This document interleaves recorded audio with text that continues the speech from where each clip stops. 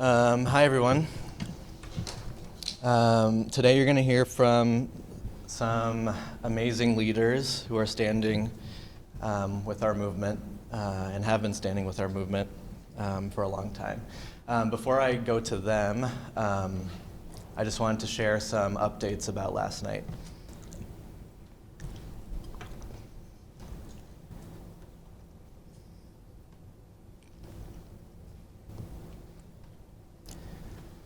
What happened at the DNC last night was one of the most humiliating experiences of my life.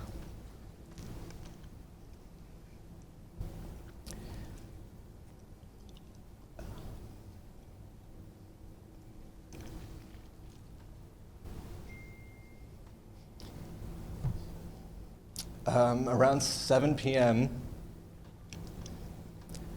Layla, Abbas, and I got a phone call from the DNC saying that they said no, it's not happening. And they, in this case, is the vice president's campaign. And for about 2 months, about 2 months ago, we made the ask to the DNC and the campaign to feature either Dr. Tanya Haj-Hassan or a leader from Uncommitted or Palestinian-American to speak on stage at the DNC. We've submitted names, we've submitted countless names. Our understanding is that the names we've submitted, no one was even contacted by the campaign or the DNC. No one even asked for a speech. To edit, to vet, to go with us through a process. When news broke about 2 weeks ago that there would be families of Israeli hostages speaking at the convention, we thought that would be a beautiful show. That would provide a beautiful opportunity to also have the Palestinian experience as part of the Democratic Party.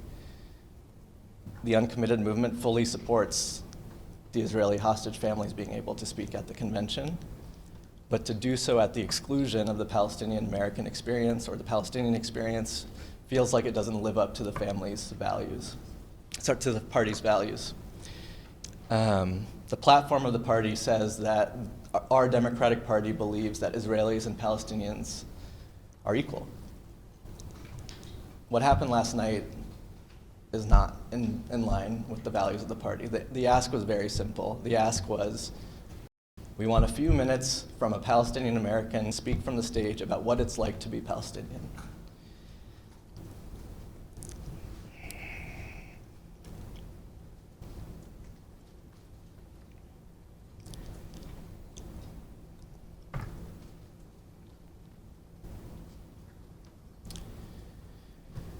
Around 8:30, senior staff from the DNC and the Kamala Harris campaign came to the sit-in, led by Abbas Alawiya, June Rose, Sabrine Ode, and many delegates, some of whom are here, who haven't slept.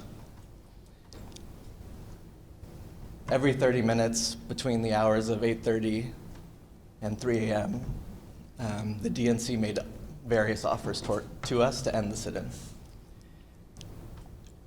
None of the offers had anything to do with speaking time on the stage. The first question they asked was, what will it take for you to end the sit-in? Abbas said, we want a speaker. They said, that's not happening. I said, why? They said, your people didn't make the vet. On Wednesday morning, we were told we were very close to getting a deal on this. That deal fell apart. Again, no speeches were sent, no speeches were reviewed, no one was contacted. For the next 5 or 6 hours into the night, the DNC and associates from the campaign offered us first meetings with mid-level staffers of the campaign and the DNC, offered us meetings with senior staffers at the DNC and the Kamala Harris campaign. We asked, are these meetings to discuss a speaker on Thursday? They said no. We asked, what are these meetings about? They said, whatever you want them to be about. I said, we want them to be about speaking time. They said, that's not happening. At some point, maybe as the DNC team became tired, some different stories started to emerge about why we couldn't get a speaker. First, it was that nobody made the vet. An hour or two later, the story was, you understand how this works. You can't have your movement define the vice president's biggest speech of her life. That's not the same reason as not making the vet. That's a political reason.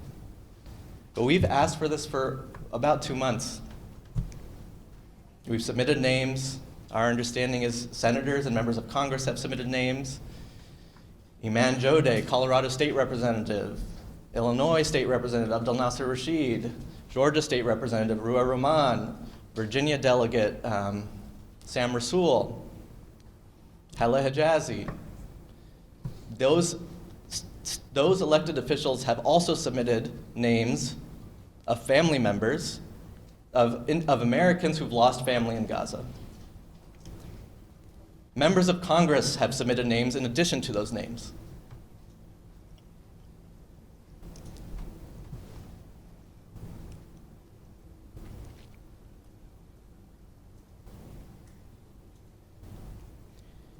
It shouldn't be this hard.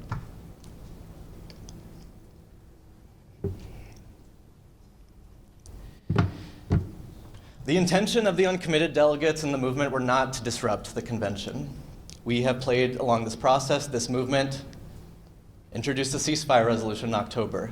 This movement has tried protest. This movement has tried the electoral Democratic Party process. It's tried the party convention process.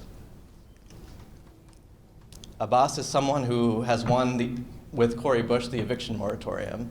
And he's a true believer that we will get a speaker today, as are many of the delegates who are still at the United Center and slept there overnight.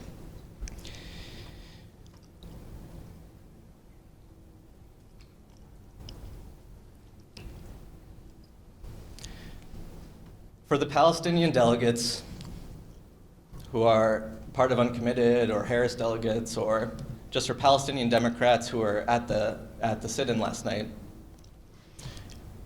Arab Americans, Muslim Americans, the back and forth negotiations with the DNC that went from 8:30 into 2 in the morning, 3 in the morning, it was so painful to watch their reactions to not being able to get 2 minutes, 3 minutes, 4 minutes of speaking time on a stage of a party that professes equal rights for all.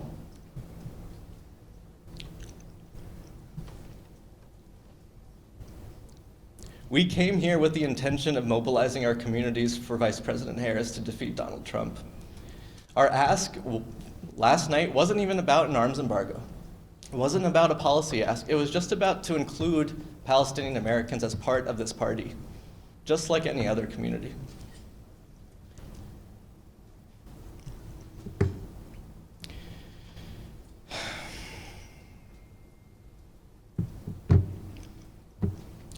Today, about an hour ago, Alana Zaitchek, who's an Israeli American who has loved ones held captive in Gaza, tweeted, "Rachel and John deserved every second on that stage. I also believe a Palestinian American voice deserves to be heard on that stage."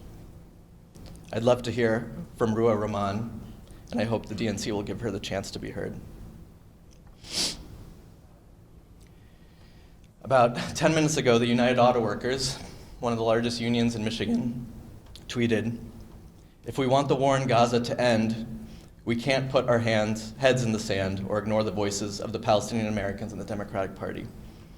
If we want peace, if we want real democracy, and if we want to win this election, the Democratic Party must allow a Palestinian American speaker to be heard from the DNC stage tonight." Abbas and the delegates who are currently at the United Center, who will be speaking later today, wanted to send a message to everyone watching that they plan to continue the sit-in into the evening, into the night, and they encourage any Democratic elected official, any delegate, any donor, any leader, any American, any member of the media to come and listen to their stories and their asks. For the Democratic Party to hear what it's like to be a Palestinian.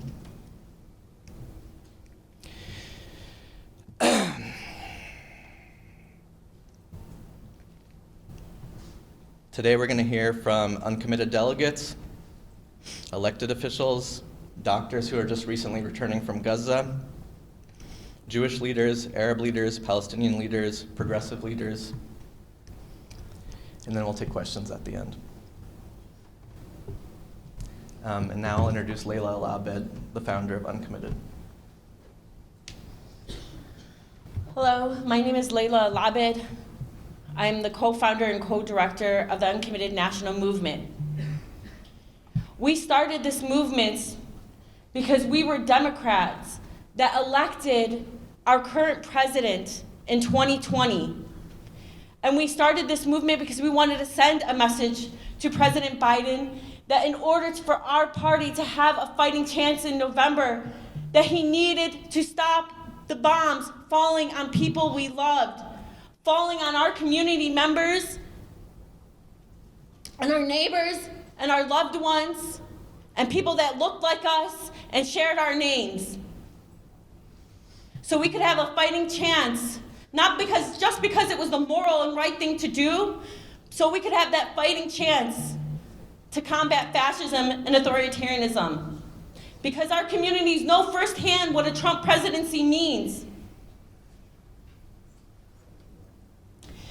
And with the exit of Biden and Vice President Kamala Harris at the top of the ticket, it offered us maybe some hope. An opportunity as we've heard her be more empathetic and sympathetic and compassionate to the plight of Palestinians, saying all the right things, even though we know that's not enough. And it is always the Democratic Party the first to say, when we have times of mass shootings, that thoughts and prayers are not enough, that we need policy change. And that's what this movement has been advocating for. We need a policy change that saves lives and ends the occupation of Palestinians. How can we have a ceasefire when we provide the fire?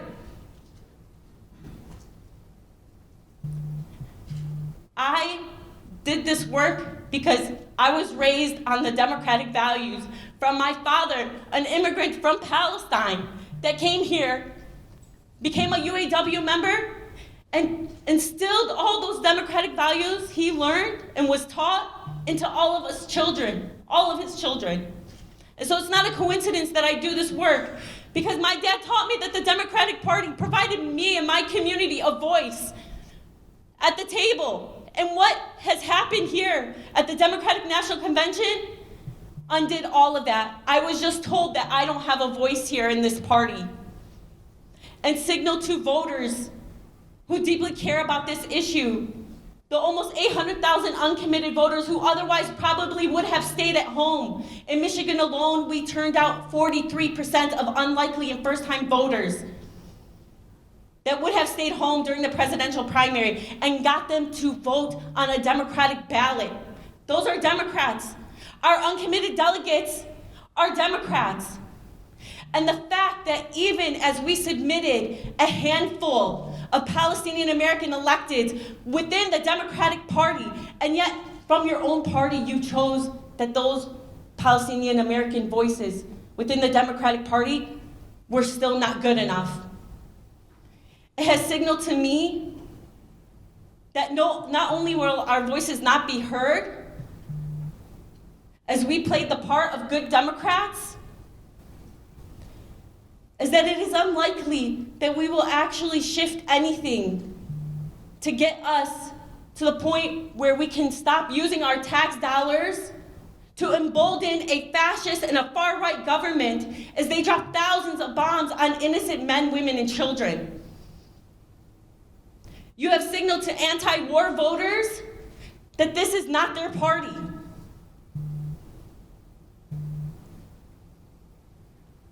Our exclusion, the exclusion of Palestinian-American voices, or to anyone who can speak to the human impact of our US policy decisions, like Dr. Tanya Hassan, who we've been petitioning for the last 2 months to be a speaker, who is not somebody who has a political agenda, but a humanitarian agenda which this party says that they uplift and uphold. Your party platform came out on Monday, and it said we value both Palestinian and Israeli lives equally. And that is simply not what has been shown.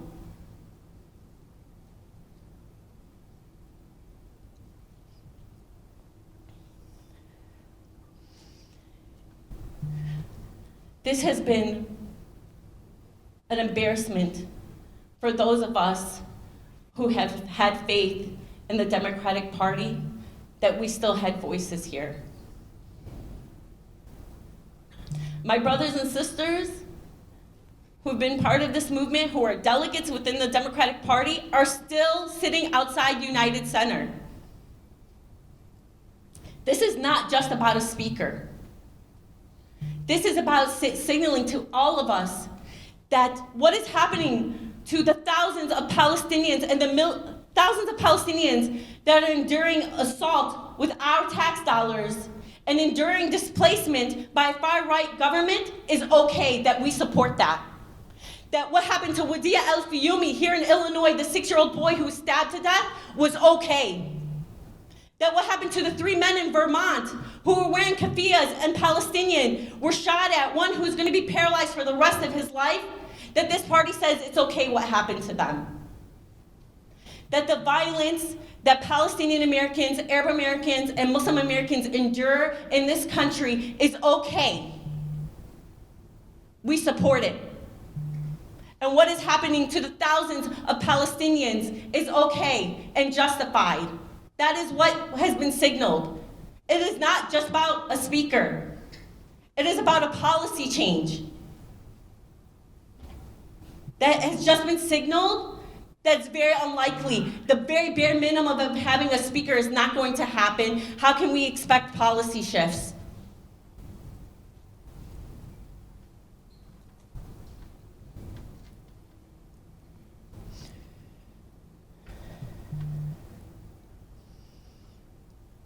At this time, I would like to welcome Lexi Zaydan, another co-founder of the Uncommitted National Movement.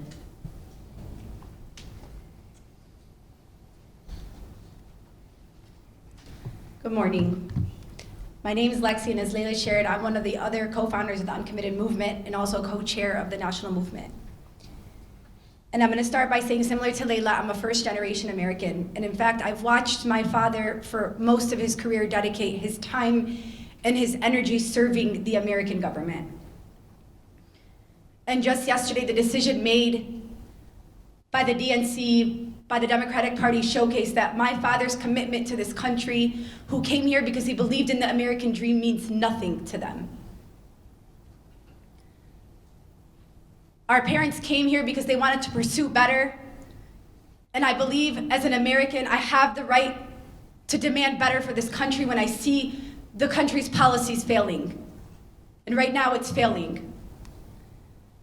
This week served as a critical juncture for the Democratic Party as it relates to what's been happening in Palestine. An opportunity to work towards uniting a very, very fractured base.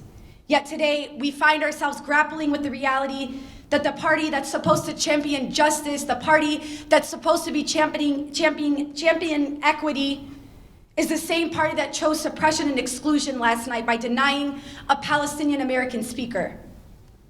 The Democratic Party, the party that ought to embody the values of inclusivity and fairness, has made it abundantly clear where its priorities lie. Hosting voices from across the political spectrum, including those who represent the very systems of oppression we are fighting against. and denying a key voice that would have spoke truth to power, the voice that would have provided stories of pain and suffering to get our leaders to move urgently towards a genuine commitment to justice. The DNC is a main stage of the Democratic Party to showcase their values, and they chose last night to perpetuate a hierarchy of human value that should have no place in this party, and let alone this society. Palestinian-American voices, just like myself, like Layla's, like others, are as valuable as any of us standing in this room.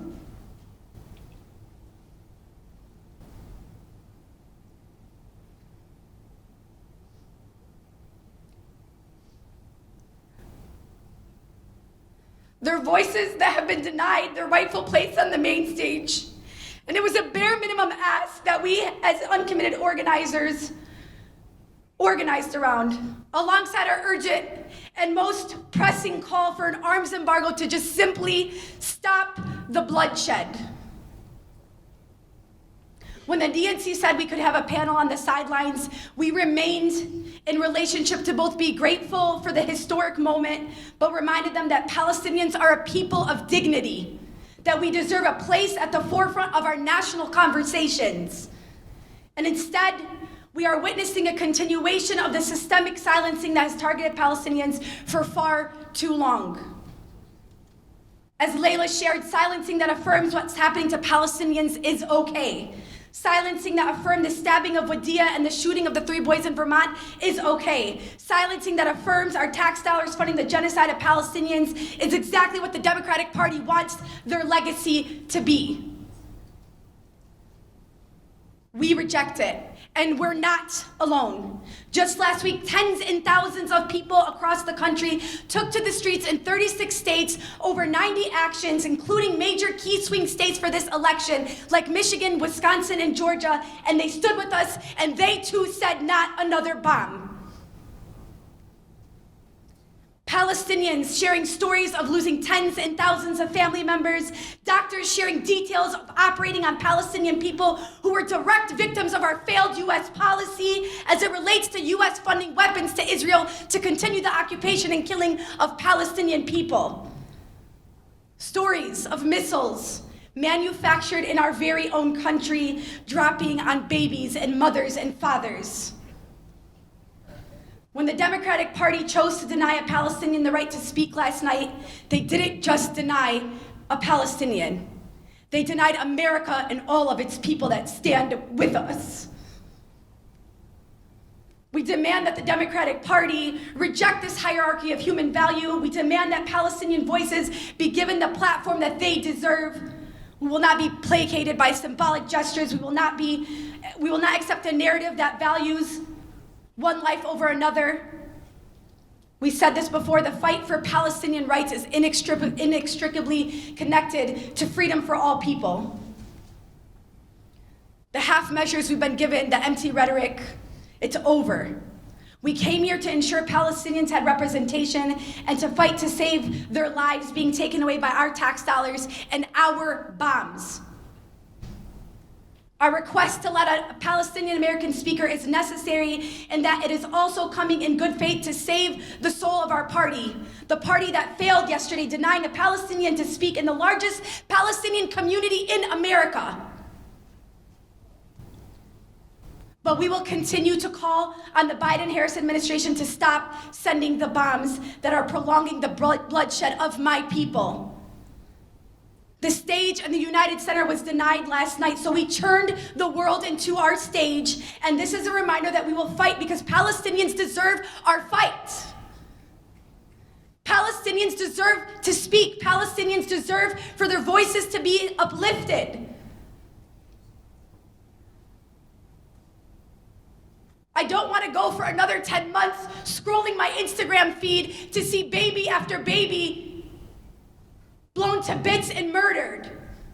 I don't want to go another 10 months standing in front of people like I'm doing now, making my harm and my trauma palatable for people to say we need to move quickly. We need to move. Not another bomb.